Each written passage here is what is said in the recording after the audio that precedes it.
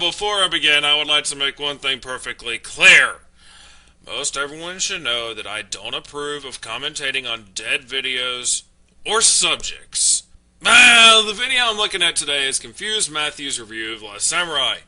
And yeah, this is a dead video.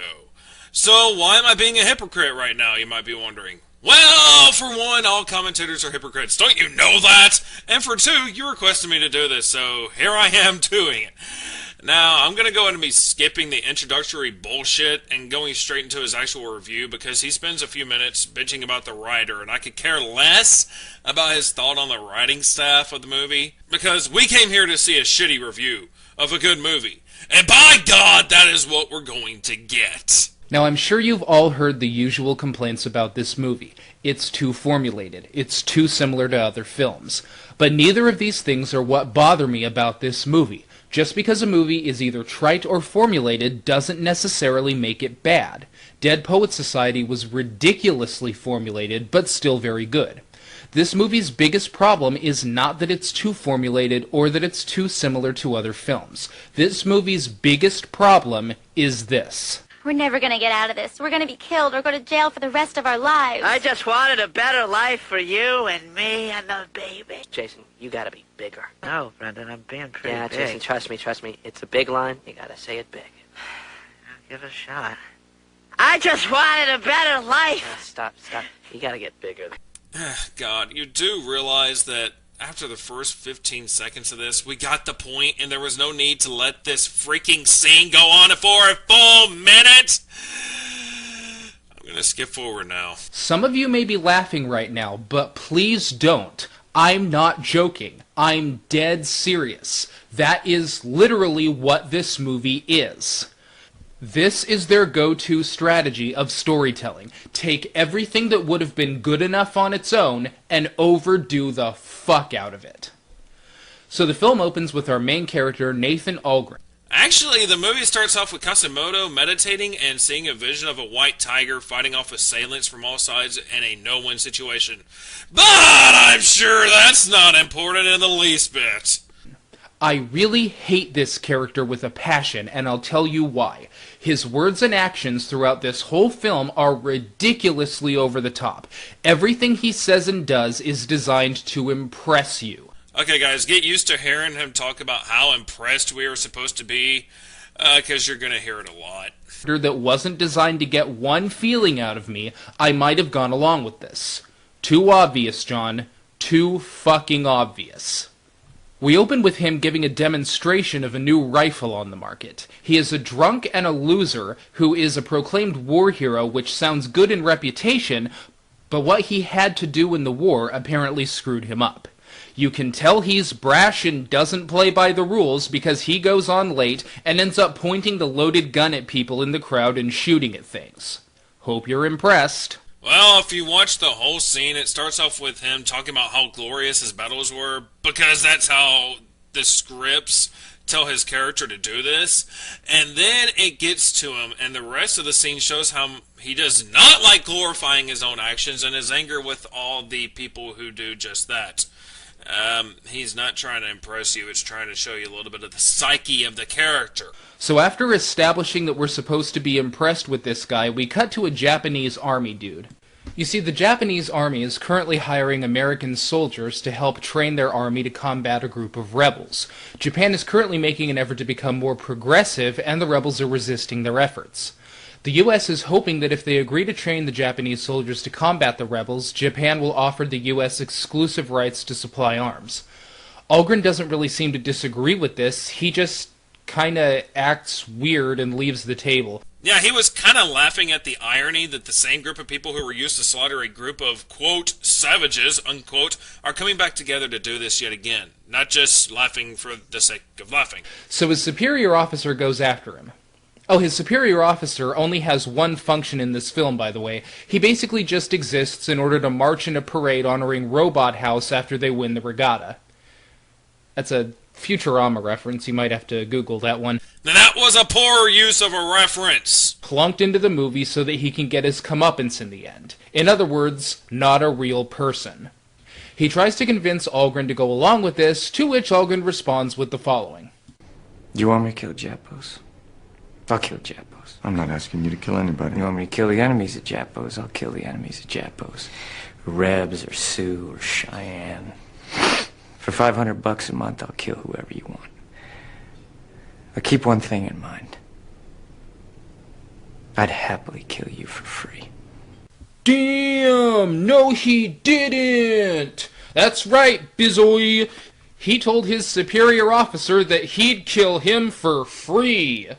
Hope you're impressed. This wasn't to impress. It was meant to show just a little bit more of the personality of the character. You know, that little thing they call character development. Algren agrees, and he sets off for Japan. In a narration of Algren's journal, he states that he is being hired to suppress and kill yet another tribal leader, and that it seems that this is the only job that he is suited for. Now, let me make it clear what is being established here. Nathan Algren already doesn't want to do this. He isn't confronting and killing another man and his culture because he has a prejudice or preconception about that culture. He's doing it because it pays. This becomes a big problem later in the film, but for now, I just wanted to bring it to your attention. So after arriving in Japan, he is informed of the situation. It seems that the Emperor has become obsessed with the West and is trying to incorporate Western cultures and ideals into his own society. This includes matters of the battlefield as well. A rebel named Katsumoto, who was the Emperor's teacher at one time, is rebelling against this Western conversion because he is true to the old ways, and so he and a band of rebels are fighting against this change. Katsumoto is samurai, who still wears armor and does not believe in using firearms. But so far as Algren is concerned, he's just another enemy that he needs to understand on the battlefield.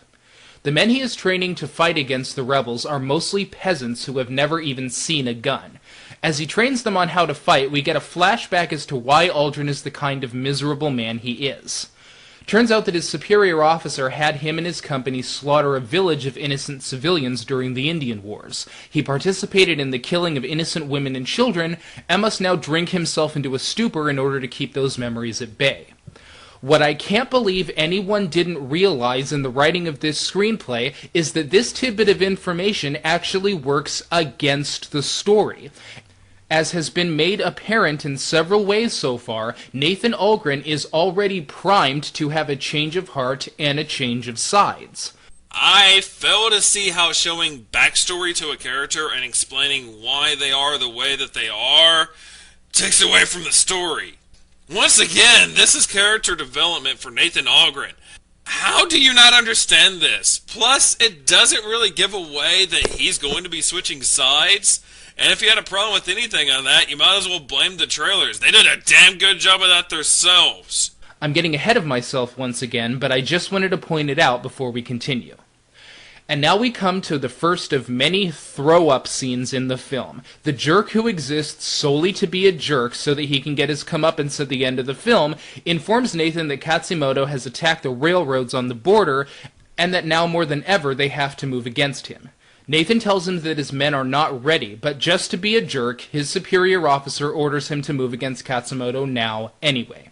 What follows this is a scene that is clearly taken from another scene in another movie, Glory. Now before I go into this, I want to stress once again that I don't have a problem with Logan borrowing a scene from another movie and trying to make the same point that that scene made. My problem is that he's taking what was done in Glory, overdoes the fuck out of it, but worst of all, does it in a way that is stupid and just plain incorrect. To demonstrate this, I have to play you the Glory scene. Now, the situation here is the same as is in The Last Samurai. A band of soldiers are being trained on shooting, and one of them turns out to be a good shot. The problem is that he shot well in an atmosphere that was relaxed. They were all just laughing and having a good time about it. Matthew Broderick's character sees this and decides to put this man to a real test. The thing that makes this scene work is that it starts out quiet, with everyone in good spirits, but the tone seamlessly transitions from good-natured to tense, and finally ends with the point that they aren't as ready as they all thought. Take a look. Reload.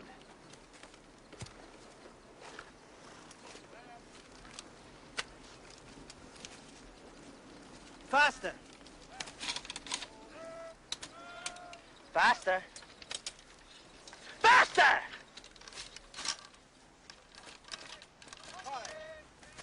Discharge your weapon. Discharge your weapon. Do it! Now do it again, only this time, I want it done quickly. A good man can fire 3 aim shots in a minute. Major Forbes, give me a Colt revolver. One. Your gun. Give it to me.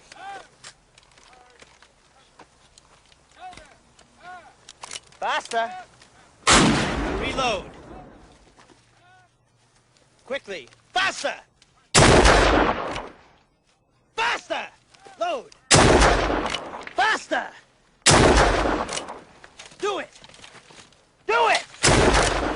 Do it! Do it!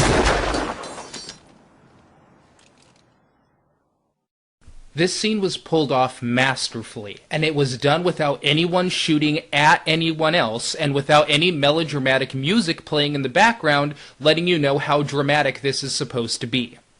So with that in mind, here's how The Last Samurai does it. Load. Mr. Graham! Tell this man to fire at me! I beg your pardon? Tell this man, if he does not shoot me, I will kill him!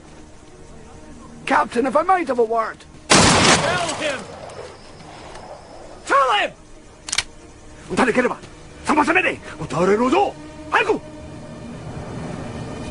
Load! 早く! 早く! 早く! Load! Faster! Faster!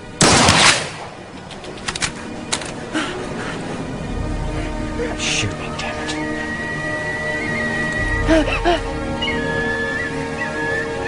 Fire! Fire! Ute! Ute!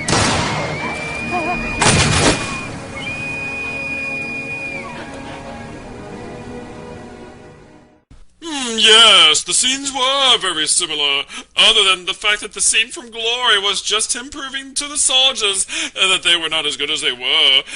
And they were not heading into a battle at the moment, while in The Last Samurai, he was trying to keep the soldiers from a situation where he knew they would be slaughtered. Plus, Broderick was showing his men that they were not good shots under pressure. As you stated, this kid was a very good shot. I have seen Glory. While in Last Samurai, none of them were able to even hit the targets. And Cruz was trying to show that when placed under pressure, they would be incapable of hitting a living target, and their aim would be even worse due to a serious lack of training. Of course, we have to have the over-the-top mindless yelling, the shooting at people who were supposed to shoot at you, and the crappy dramatic music without which we wouldn't know this was supposed to be dramatic. But the fact that knocks this whole scene down is that, unlike the scene in Glory, this is a bullshit test of their readiness. This man isn't failing to shoot him because he can't shoot. He fails to shoot him because he's being told to kill his superior officer. I guarantee you that however trained or untrained this man is, he is far more likely and willing to shoot an enemy combatant that's trying to kill him than a suicidal captain that's on his side. Well, if that's the case, then explain why people who join the military have to go through training to get past the fear of killing another man. You see, to most people who don't have wiring issues in their brain, killing another human being is not an easy thing to do, even if their life is in danger. There is a reason that the military members had to be trained to kill and go through mock exercises, because they have to get past that mental block. It had nothing to do with Algren being his superior officer, but more of this guy is a peasant who has never killed a man in his life, and now they want him and the others to go out and do something that they have not been properly trained to do. Good job missing the point. And as for the music, that is a common action for dramatic effect in movies. Get over it! And just like everything else in the movie, they just can't let the content of the scene stand on its own, so the whole thing has to be overdone. There's just no way Tom Cruise could have played the scene without going, "Fire! See? I can overact too. And did you notice how much of a badass his character is? Yeah, he's so much of a badass that, of course, he has to be the one that stands in the way of the soldier's gun. Hope you're impressed.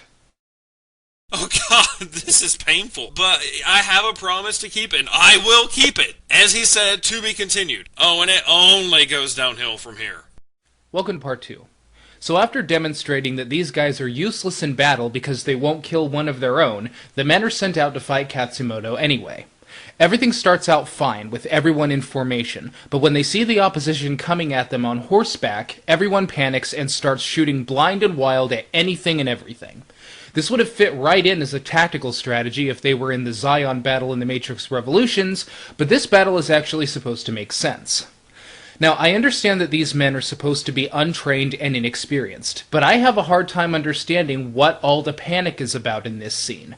They outnumber the samurai by at least 2 to 1, they have guns, and the samurai don't. Based on the math alone, there really shouldn't be anything to worry about. Well, let's just go with this real quick. Within history, the samurai were considered masters of war, and every man there knows the reputation that the samurai held.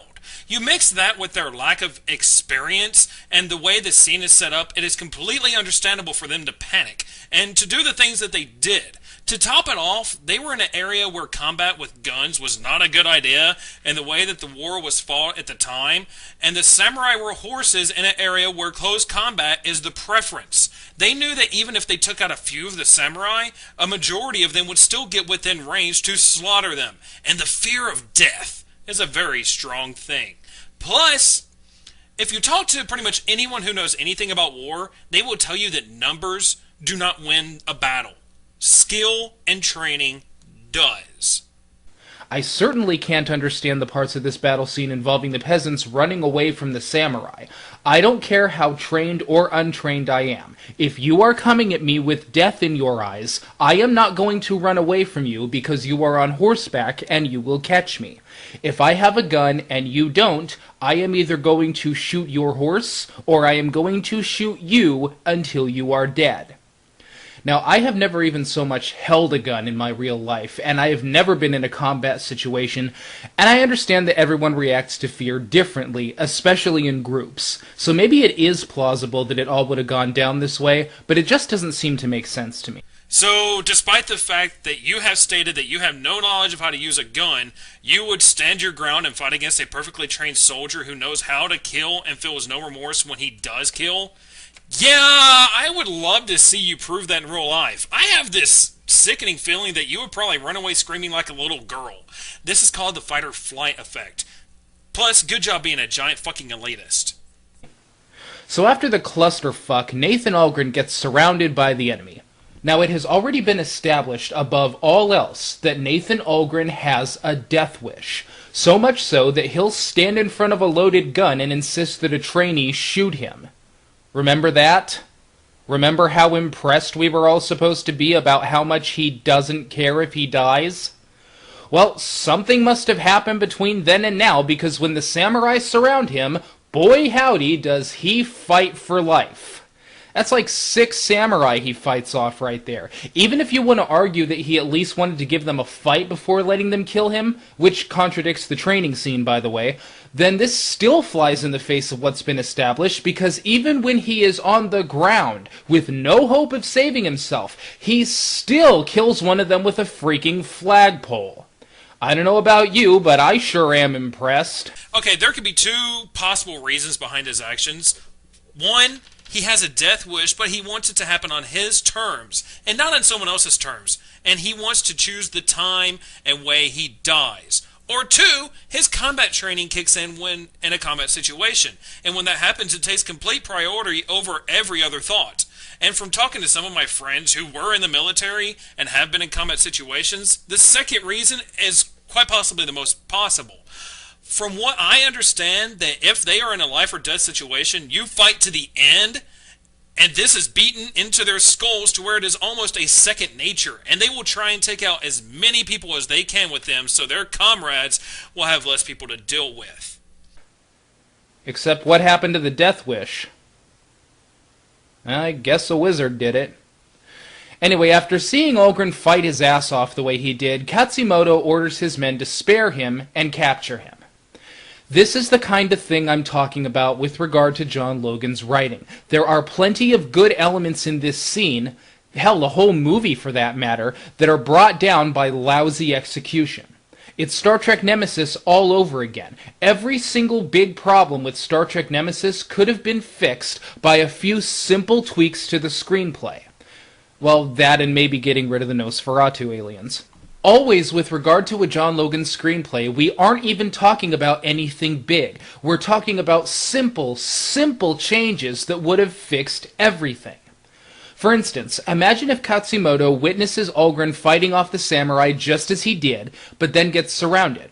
Once he's outnumbered, he throws down his weapon, spreads his arms, and invites them to kill him. This would have alerted Katsumoto to two things. First, that Nathan has the will of the warrior, as was established in the scene we had, but also that he has demons that are holding him back from his full potential. With the scene we actually have, however, what does Katsumoto learn about Algren but that he fights really well?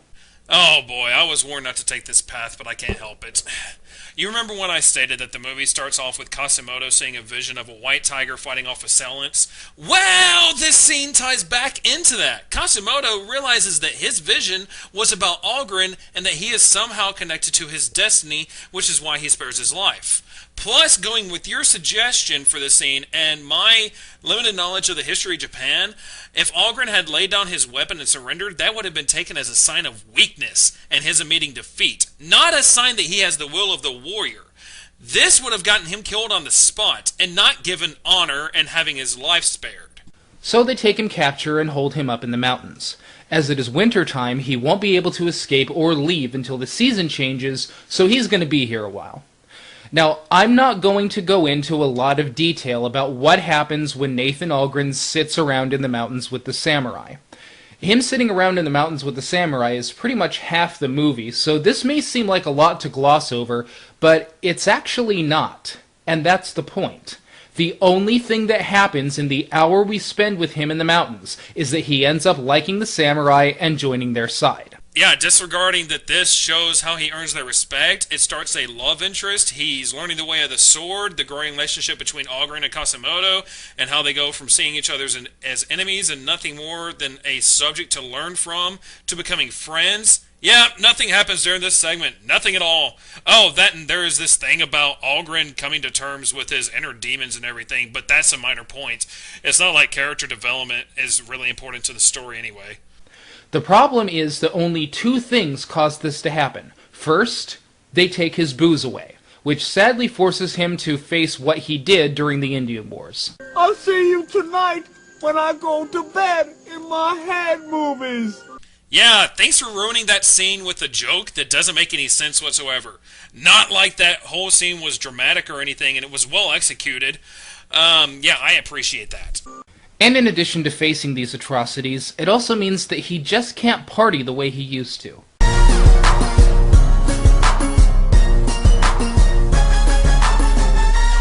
Okay, how many more Tropic Thunder references are you going to make? Because they are already getting old. I mean, really, 2 in a matter of seconds? That is a record. That's 2 Tropic Thunder jokes in a row. Sorry, guys. The second thing that happens which causes him to switch sides is that, well, basically he just hangs out with them. Now, that may seem kind of simple, but once again, that's the problem. You see, John Logan is telling a story of a man who switches sides to another culture. There are 2 ways he could have done this. He could have either made this about a man who doesn't like said culture but learns about them and eventually accepts them, or he could have told the story of a man who never really thought about different cultures as anything more than a job, but finally decides to open himself up to one. Logan has chose the latter strategy, and that was a mistake.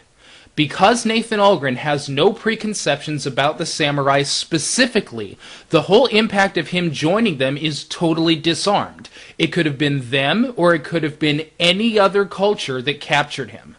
That it was the samurai now becomes incidental. Excluding the obvious examples like the Nazis or the Ku Klux Klan, if you hang out with any other culture long enough, you are probably going to have a perspective change. Okay, this is technically true, so sadly, I will give you that point.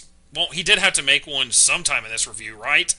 So Algren's transformation is more the next logical step than it is a personal revelation. And this is brought down even further by the fact that it also could have been anyone that took his booze away.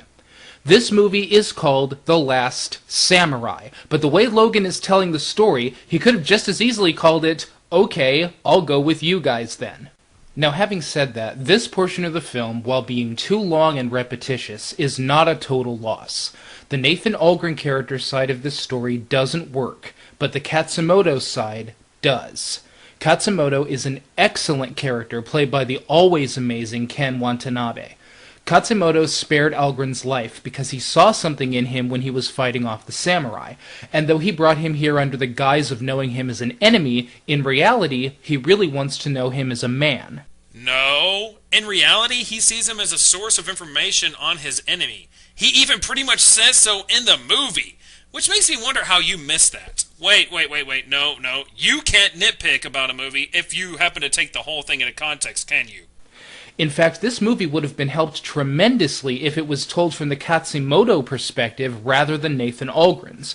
Katsumoto sees a lot of himself in Algren. They are both students of war, both warriors themselves, and both have either lost or are in danger of losing something. Character problems or not, Nathan Algren and Katsumoto do have a real chemistry, which is shown off nicely in this part of the film. Many of their interactions play well, particularly a conversation about General Custer. Katsumoto also strikes a good balance between being the leader of a rebellion and the leader of a community. This presents yet another element of the screenplay that is good in and of itself, but wasn't put in the right place in the final draft. It is even said that despite all the violence, Katsumoto believes his actions are in the service of the Emperor rather than fighting against him. That seems a bit odd considering his actions are in total conflict with the Emperor's wishes, but still an interesting aside. Actually, if you pay more attention to the movie, all of the decisions that are being made are there because Omura made them and not the Emperor. And Katsumoto's actions are more to show the Emperor that he shouldn't forget about the old ways while bringing in the new. That is the whole purpose of his campaign. So they really are in the best interest of the Emperor. And he's not denying the Emperor's orders. He's going against Omura. So after living with them and accepting their culture, Nathan Algren is transformed from being regarded as an unwelcome guest to a part of the community. Eventually his guards become comrades and his captives become family. During his last few days before the season changes, the community has a celebration of sorts and puts on a play. In what amounts to being one of the very first effective scenes in the film, the community gets ambushed in celebration. Katsumoto then transitions from community leader to leader of the rebels and defends his home. As he runs in to protect his family, he runs into Nathan, and for a split second you can tell he almost forgets that he isn't the enemy. A small point, but I really like the way this was done. Nathan and Katsumoto then fight side by side to defend what is now both of their homes. The following morning, Nathan approaches Katsumoto to talk about the attack. Who sent those men to kill you? I'm writing a poem about a dream I had. The tiger's eyes are like my own, but he comes from Rakvarsa deep and troubled the sea. Was it the Emperor? Omura? If the Emperor wishes my death, he has but to ask. So was Omura. Okay, but Omura was the one who wanted Algren to help train the soldiers to fight against you in the first place. So in this case, what Omura wants and what the Emperor wants are totally inseparable. Obviously, the Emperor doesn't want you to fight against his wishes, and he wishes to convert the culture to the West. So you would die for the Emperor, but you wouldn't help him get the Coca-Cola brand into the stores. Once again, if you paid enough attention, you would see that Omura's actions often go outside the Emperor's wishes. Omura is acting outside of his commands by sending men in to kill Katsumoto like this. Katsumoto understands this because if the men were truly sent at the Emperor's command, he would have let them kill him.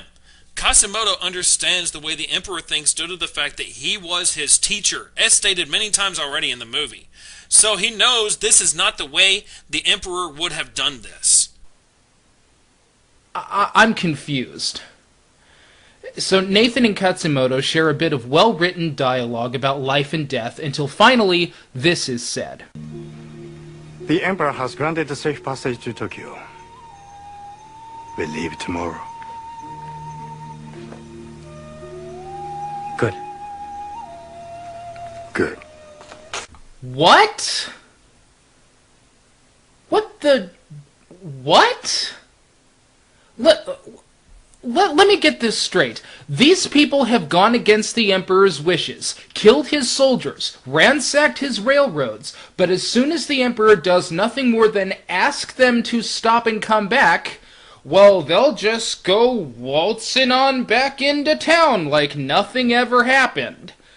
Now, if Katsumoto's forces could have been stopped by the Emperor merely asking them to do so, then why did he send any forces against them at all? Why not just ask him to stop? Don't worry, I'm sure the rest of the film will make this all make sense. Once again, all the actions that are being taken against Katsumoto are being ordered by Omura, not the Emperor. The Emperor is doing nothing more than letting other people run his country, which is one of the reasons Katsumoto is doing all of this. Hell, you will even find out that the reason they are giving passage to Tokyo is because Omura is laying a trap for Katsumoto. But I'll see you guys again in part 3. Welcome to part 3. So after the rebellion comes waltzing on back into town like nothing ever happened, Nathan returns to find that the band of peasants they were training are now a well-oiled militant machine, supplied with state-of-the-art weaponry and the best training Uncle Sam can provide. Now they can go kill those rebels, who were just hanging out in town like nothing ever happened. Well, maybe they can have better luck fighting the Emperor's next enemies. Unless he invites them over for tea, too. I wonder what you get for slapping the Emperor square in the face. Is it a gift basket? Anyway, so then Katsumoto and the Emperor have a dialogue wherein the Emperor condemns him for rising up against him. Katsumoto responds that he was only rising up against his enemies who advise him out of their own self-interest, and that if the Emperor still wishes his death, he need only ask for it. The Emperor declines, saying that he still needs his voice on the council. Yeah, because that's a guy you want on your council. I mean, it's not like he's going to do anything rash like sabotage the railroads like he already did or anything. Yeah, but what you don't seem to understand is that if the Emperor himself ordered him to stand down, then he would. And the reason the Emperor treats him this way is out of respect and love for his old teacher. Katsumoto insists that it is the Emperor's voice they need on the council, not him or any of his advisors. The Emperor responds by saying that he needs advisors that understand the modern world. This scene is well acted and well spoken, but I have two huge problems with the context. First, it is a shameless act of hypocrisy for Katsumoto to condemn the Emperor's advisors for advising him out of their own self-interest when that's exactly what he's been doing here. No, he is advising him out of the interest of the country and the people and the Emperor himself. He knows that the Emperor is not running the country like he should, like the way he was taught to. Plus, if Katsumoto was acting out of his own interest, he wouldn't tell the Emperor to speak for himself. He would just tell him what to say and do, like the rest of his advisors are currently doing. He is trying to help the Emperor understand what an Emperor should do and be, and not to do what other people are telling him to do. Everything Katsumoto has done in the film so far is out of his own self-interest. Granted, he believes that his interests are and should be identical with the common interests of his people, but they are nonetheless a fight for what he wants over the wants of others, including the Emperor. Second, and forgive me for sounding like someone who is irritated at the structure of this film being twisted into stupid in order to make the plot move, but isn't this conversation something that should have taken place before Katsumoto amassed an army to rise up against the Emperor and his advisors? I will actually agree with Matthew, because he actually makes a decent point here, and this is one of my few complaints about the movie, and it's the plot hole that he is pointing out right here. So I will concede this point to him. To the railroads. In fact, the Emperor flat out tells Katsumoto to tell him what he should do, to which Katsumoto responds, "I'm not the Emperor. You are. You have to decide this on your own." I'm sorry, Katsumoto, But bullshit! You've been telling the Emperor what he should do the moment you rose up against him and his wishes. Only you've done it in a stupid order. Attack first, advise later. This film is trying to have it both ways on everything here. Katsumoto is against the Emperor, but he isn't. He doesn't want to influence the Emperor, but he does. So meanwhile, Nathan sits down with Omura, who tells him that Katsumoto can't be allowed to recruit more followers to his cause, and that if he can't stop him tonight on the council, he wants Nathan to stop him in battle with the new well-trained army. And with these new weapons, you will crush him. But they're all just hanging out in town right now. Why don't you just go arrest them? Because they're under the supposed protection of the Emperor during their time in Tokyo. Did you already forget that? Nathan doesn't directly refuse, but his disdain for Omura and what he wants to do is clear, and he leaves. Omura then says the following.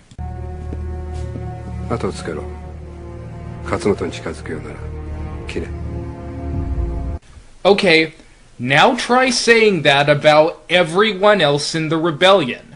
I mean, if you're okay with assassination tactics and you already have the rebellion here, what do you need the army for? Once again, the rebels are under the supposed protection of the Emperor, but Nathan is not. That is why he can tell this guy to kill him if needed. So as Nathan walks down the street, Wormtail tells him that the Emperor has passed anti-samurai laws. Conveniently enough, a few military officers demonstrate this on the young man Nathan got to know up in the mountains. Now, in a non-retarded world, they all would have just likely have done their jobs, but the movie needs them to be jerks to let us know how jerky and poopy-head what they're doing to the samurai is, so they all mock and ridicule him for no reason. Finally, they decide to chop off his hair, which is apparently a dishonor for a samurai. So let's see. How can they do this scene? I don't know, maybe a quiet tear running down his face as they cut off his hair, some somber music playing in the background? Of course not. This is The Last Samurai. We would never know this is supposed to be dramatic unless it's totally overdone. So there is no way they could have made this scene come across without him going,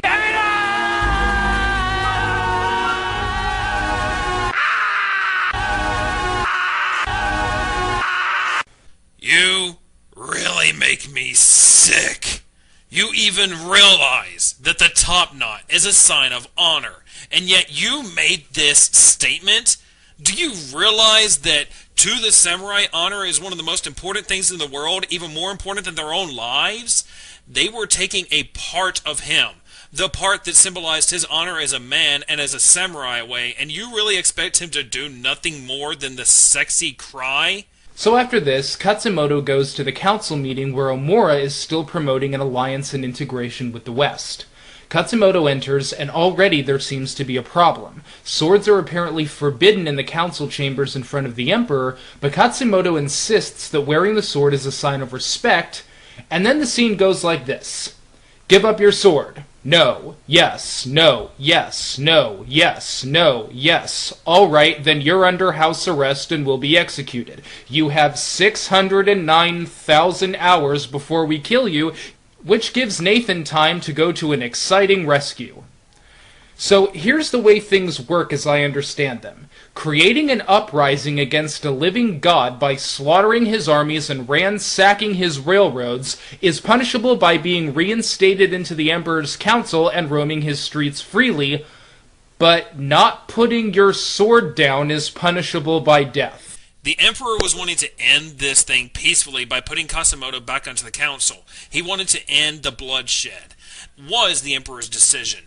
Plus, as for why Katsumoto brought the swords into the chamber, you were incorrect when you stated that the Emperor passed the law. The movie states that Omura put the law into effect. And since Katsumoto does not see Omura as a person of authority, his honor dictates that the only man that can tell him to place his sword down is the Emperor. And by the Emperor not doing anything and just sitting there and letting Omura do as he did, he was justifying the new law, which is why he got arrested here. Does that make sense?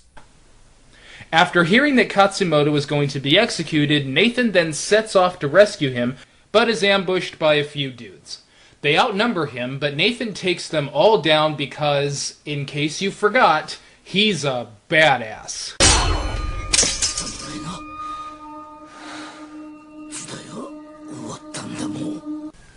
Wait, you guys aren't samurai? Then what the hell are you using swords for? All the other guards were using guns. The law did not include military officials and members of state, so they were able to carry swords, and this was an assassination attempt, so going on with guns blazing would have made it pointless, seeing as that would have drawn a lot of attention. As for the purpose of the scene, it was meant to show that Algren was now more samurai than he was anything else. I guess we wouldn't be as impressed with Algren's stunt work if they had just shot him. So Nathan and a lot of Katsumoto's friends break him out, but in the rescue, Katsumoto's own son is mortally wounded. Okay, well, you guys did a pretty good job with the goodbye scene between father and son, so let's just give him a quiet death and move...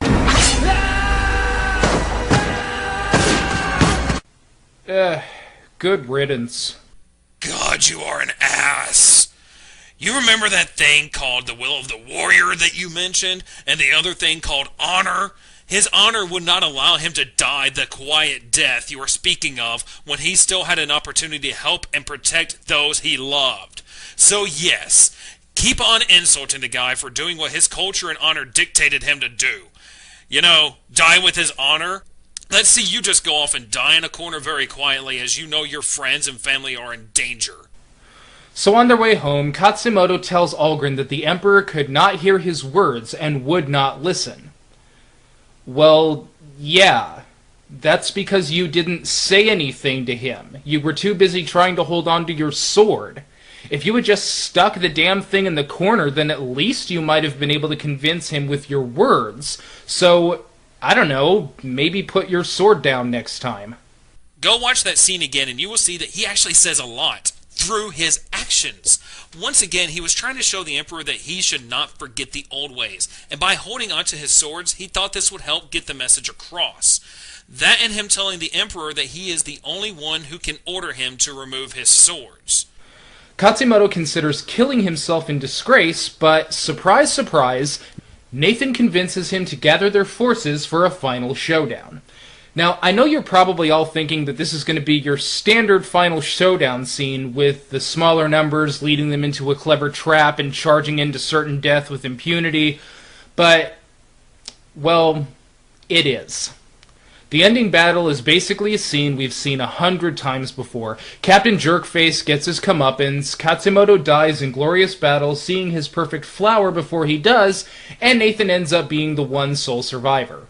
Not bad, just nothing special. Yeah, not counting that the battle stops immediately when Katsumoto dies and that all the opposing soldiers lay their arms down and bow in respect for a man that they all knew and loved, to respect and honor his passing, which says multitudes. So much was said in that one moment of this movie, and I cannot believe that you passed it over completely. Finally, in the end, Nathan approaches the Emperor and presents him with Katsumoto's sword. After a few words with him, the Emperor decides that the Japanese must hold on to their traditions because it is a part of who they are, and he denies the United States treaty at the last minute, proving that Nathan's theatrical repetition of a point in the end is always better than Katsumoto telling him this over and over throughout the whole movie in the first place. Yes, even though Algren never mentioned any of that in this scene. It was the Emperor finally coming to the realization on his own of what Katsumoto was trying to say this whole time.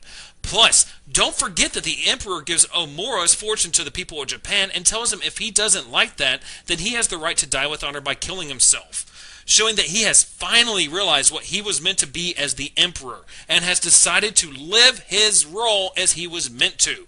Once again, glancing over more points that the movie was trying to make.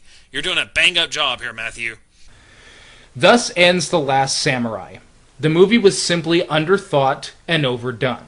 We have kernels of good ideas that are not implemented well by anyone involved. In different hands, these ideas and issues could have been pulled off relatively well. In fact, I think this was the case with regard to Avatar. But this movie simply has it all, just in the wrong places. The end. Yeah, so you're not going to get any real final thoughts from me. I think everything I had to convey was there in the commentary itself.